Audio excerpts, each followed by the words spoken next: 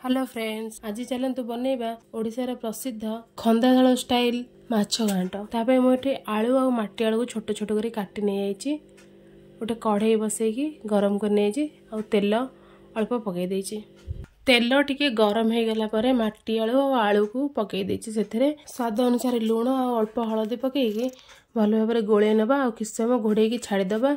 आलू आ माटी आलू सिझिबा लगी सिझिला कि ना जानबे लगी मझिरे मझिरे घोड़णी काणी आम चेक करना आलू और माटी आलू सिझिला कि ना। देखु ये आमर आलू और माटी आलू पूरा भल भाव भाजी आम आ गोटे कढ़ई बस अल्प तेल गरम कर नहीं शुखिला लंका दीटा पकई तेजपत्र दीटा पकई देते। तेजपत्र गरम होगापर पियाज काटिक रखिदे चूना चूना कर पूरा छोट छोट कर काटिक नहीं जातु ना हल्का ग्राइंडर रे गोटे थर ग्राइंड कर दरदरा पेसी नियंतु।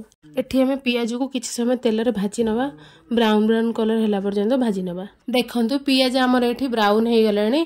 एबे हमें एठी अदा रसुण सुखिला लंका जीरा को बाटी देइथिली ग्राइंडिंग कर देइथिली ताको पकई गोळी नउची।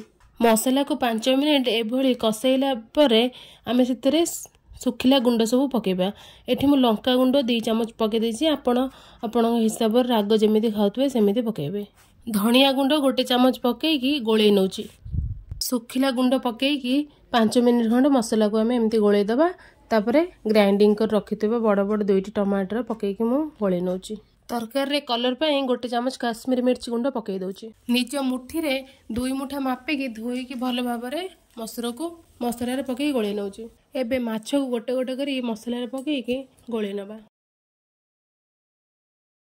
एबे घांट तरकारी जितिकी आमको झोल दरकार से हिसाब से पानी देकी गोटे घोड़णी घोड़े दबा जेमती आलू मसूर माछ भल भाव सिझीज।